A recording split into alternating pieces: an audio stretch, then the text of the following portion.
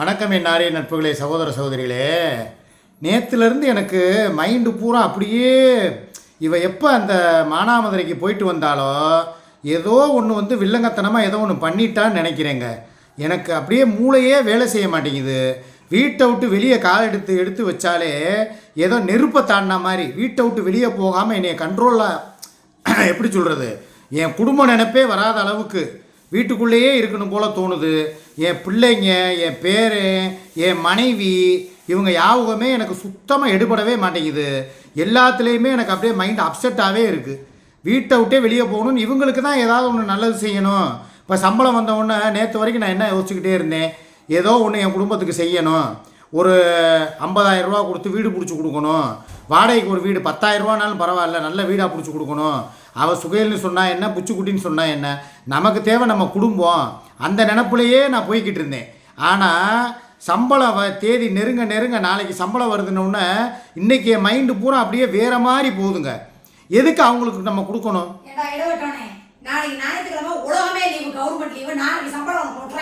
26ஆம் தேதி நாளைக்கு தானே சம்பளம். அப்போ நாளைக்கு இவளை பாருங்கடா, மெண்டல் மாதிரி இருக்கா. இன்றைக்கி தான் ஞாயிற்றுக்கிழமை, நாளைக்கு திங்கக்கிழமை, குடியரசு தின லீவு. நாளைக்கு அப்போ சம்பளம் வராதா? இல்லை நீ என்ன பண்ணி வச்ச? எனக்கு எனக்கு ஒன்றுமே புரியலையே. எனக்கு மைண்டு பூரா அப்படியே குழப்பத்திலே இருக்குது. நைட்டு 6 மணி லைவு போடும்போது வேகமாக ஒரு திருநூறு எடுத்து வச்சா. இது கோவிலில் வச்ச திருநூறா இல்லை அங்கேருந்து மானாமதுரிலேருந்து உங்கள் குருஜி கொடுத்து விட்ட திருநீரான்னு எனக்கு தெரியலை. ஆனால் அதில் லேசாக மை வச்சு விட்டா மாதிரி எனக்கு ஒரு அப்படியே மெஸ்மரிசம் பண்ண மாதிரி இருக்குது.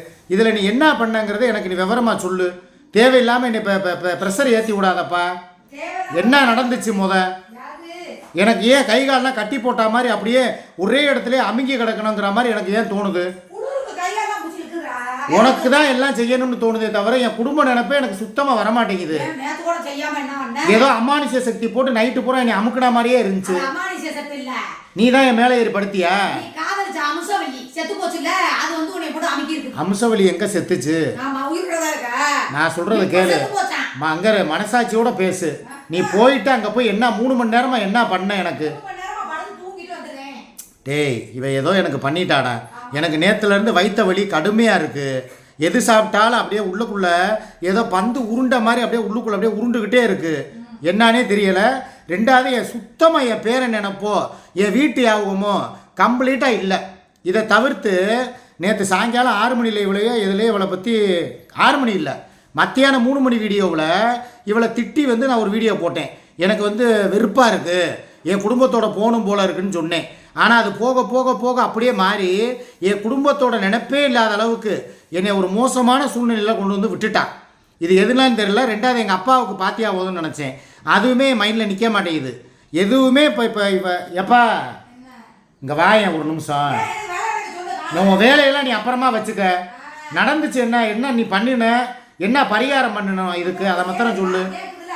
இதே மாதிரி நானும் போய் உனக்கு ஏதாவது செஞ்சு விட்டு வந்துடுவேன்ப்பா. சுமியை கூட்டு போய் ஏதாவது உனக்கு ஒன்று பண்ணி விட்டு வந்துடுவேன். ஒரே வார்த்தை என்ன சொல்கிறேன் தெரியுமா, தேவையில்லாத வேலையை எனக்கு ஏதோ ஒன்று பண்ணிட்டான். ஏன்னா 3/4 வீடு கட்டுறதுக்கு பணம் சேர்த்துட்டா. இன்னும் கொஞ்சம் தான் இருக்குது. அது சேர்த்த உடனே எனக்கு மொத்தத்தில் எதுவுமே வேலை செய்யாத அளவுக்கு ஸ்லோ பாய்சன் வச்சு நமக்கு கிடைக்காது, யாருக்குமே கிடைக்கக்கூடாதுங்கிறத ஒரு தீர்மானத்தோட இவன் வேலைத்தனம் பண்ணிக்கிட்டு இருக்கான்னு நினைக்கிறேன். ஏன்னா இத்தனை நாள் என் உடம்புல 1008 வியாதிகள் இருக்கட்டும், அதெல்லாம் கூட எனக்கு தெரியலை. ஆனால் இப்போ நேற்று நைட்டு ஏதோ ஒன்று கொடுத்திய உருண்டை, அது என்னது? எள்ளுருண்டையா? கருப்பாக இருந்துச்சு, அதில் எதுவும் மைய வச்சு கொடுத்துட்டியா? எப்பா நீ ஏதோ ஒன்று பண்ணிட்ட, என்னால் முடியலை. யாராவது என்னை காப்பாற்றுறதுக்கு வாங்க. யாருக்காவது சுமிக்கிட்ட போய் இந்த மெசேஜை போய் சேருங்க. எனக்கு வீட்டை விட்டு வெளியே போகிற ஐடியாவே எனக்கு இல்லை. காலை எடுத்து வாசலில் வச்சா நெருப்பில் கால் வச்ச மாதிரி அப்படியே ஒரு மாதிரி தகன்னு எரியுது. ஏப்பா கரு, உன்னை மனசாட்சியோடு கேட்குறேன், என்னை என் குடும்பத்தோடு போய் சேர விட்டுரு. என்னை இங்கே உட்கார வச்சுக்கிட்டு இந்த மாதிரி ஆட்டு வச்சு கூத்து பார்க்குற வேலை எனக்கு வேணாம். மனசெல்லாம் எனக்கு இப்போ அங்கே தான் இருக்குது. நீ என்ன தான் எனக்கு அமானுஷ சக்தியை உள்ளே பூத்தி விட்டாலும், நீ என்ன தான் எனக்கு ஆணி அடித்து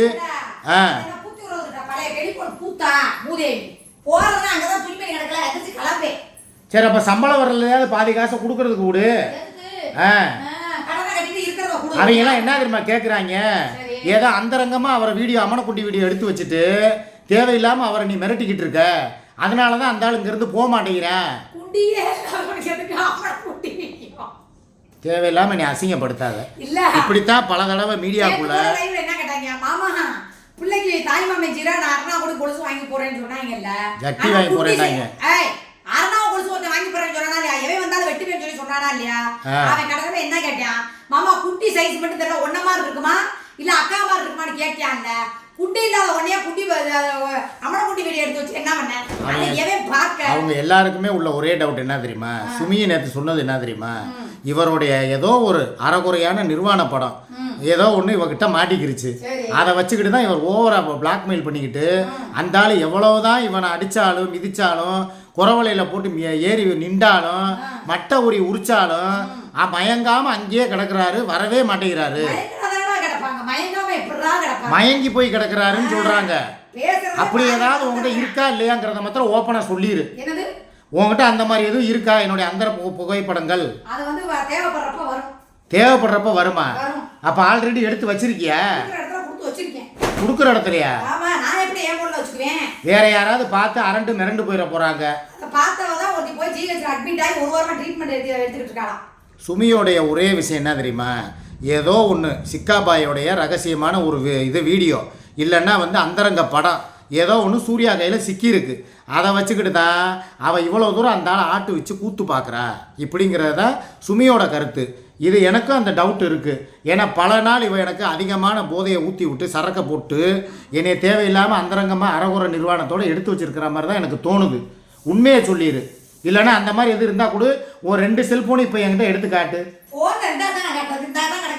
அப்போ அதை பூரா மெமரி சிப்பில் போட்டு எங்கிட்ட மாற்றி விட்டுட்டியா, இல்லை பென்ட்ரைவரில் போட்டு என்கிட்ட கொடுத்துட்டியா? டேய் உண்மையிலே சொல்கிறேன்டா, ஏதோ ஒரு விஷயம் இவகிட்ட இருக்குடா, இல்லாட்டினா இவன் இவ்வளோ தூரம் தைரியமாக இருக்க மாட்டான்.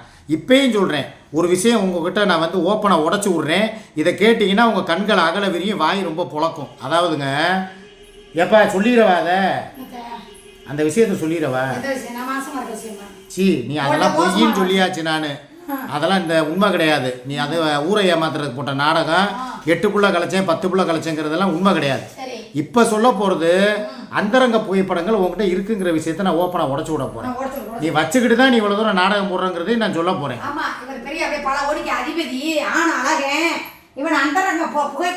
அதெல்லாம் காட்டினாப்புல எனக்கு இங்கே யாரும் என்னை இது பண்ணிட போகிறாங்களே.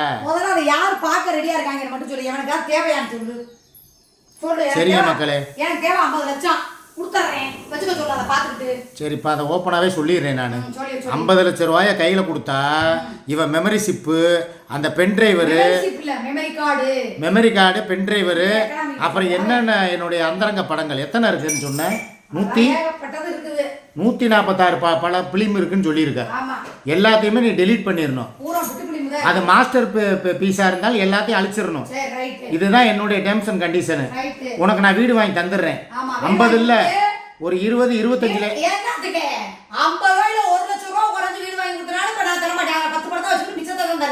டேய் இது எவ்வளோ பெரிய பிளாக்மெயில் பார்த்தீங்களா?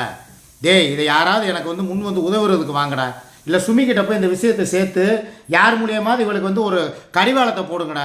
உண்மையிலே சொல்கிறேன், என்னைய எல்லா வகையிலையும் பிளாக்மெயில் பண்ணுறா, செய்வனையிலையும் பிளாக்மெயிலு, அதே மாதிரி இந்த படங்களை வச்சுக்கிட்டு பிளாக்மெயிலு, நிறைய விஷயங்கள் என்னை வச்சு ரொம்ப பிளாக்மெயில் பண்ணுறா. யாராவது என்னை காப்பாற்றுங்க சரியா? எனக்கு தெரிஞ்சு பெட்ரோல் பிச்சை தான் என்னை காப்பாற்றுன்னு நினைக்கிறேன். அது வரைக்கும் எதுவுமே நடக்காதுன்னு நினைக்கிறேன். இந்தாப்பா ஒரே வார்த்தையில் சொல்கிறேன்,